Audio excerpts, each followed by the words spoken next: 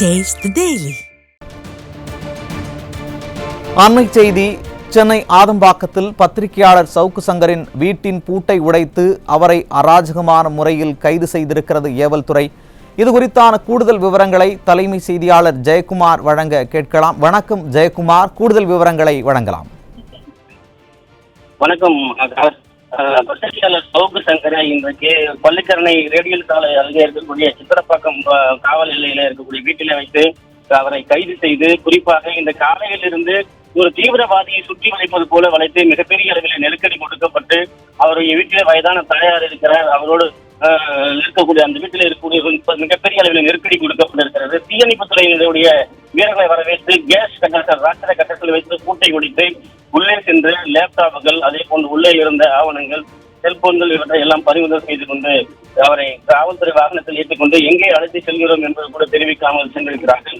பத்திரிகையாளர் சவுக்கு சங்கர் கைது செய்யப்பட்டு வெளியே அழைத்து வரப்பட்ட போது தனது அலுவலகத்தில் பணியாற்றக்கூடிய நபருக்கு யாரும் அறியப்படாத நபர்களுடைய செல்போனில் இருந்து பணம் அனுப்பப்பட்டதாக சித்தரிக்கப்பட்டு அதிலிருந்து என்னை இப்போது கைது செய்வதாக அவர் வேதனையோடு பதிவு செய்திருக்கிறார். திமுக அரசின் கையாளாகாத திமுக அரசினுடைய இந்த கைது என்பது மிகப்பெரிய வன்மையாக கண்டிக்கக்கூடிய ஒரு விஷயம் என்றும் அவர் தெரிவித்திருக்கிறார்.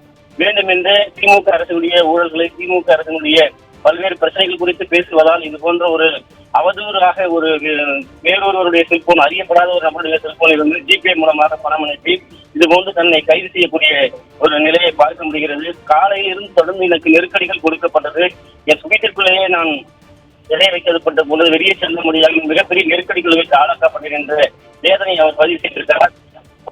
ஆணையர், அதே போன்று உதவி காவல்துறை ஆய்வாளர்கள், பெண் காவல்துறை ஆய்வாளர்கள், தலைமை காவலர்கள் மிகப்பெரிய ஒரு பட்டாளத்துடன் சவுக்கு சங்கரை கைது செய்து எங்கே அழைத்து செல்கிறோம் என்பது கூட தெரியாமல் காவல்துறையினர் மிகப்பெரிய பரபரப்பாக அவரை ஏதோ தீவிரவாதியை சுற்றி வளைத்து பிடிப்பது போல இன்றைக்கு அழைத்து சென்று கொண்டிருக்கிறார்கள். அந்த அடுக்குமாடி குடியிருப்பில் ஏராளமான குடும்பங்கள் வசித்து வருகிறார்கள். இந்த காலையிலிருந்து அவர்கள் மிகப்பெரிய நெருக்கடிக்கு உள்ளாக்கப்பட்டார்கள், மிகப்பெரிய தொந்தரவுகளுக்கு ஆளாக்கப்பட்டார்கள்.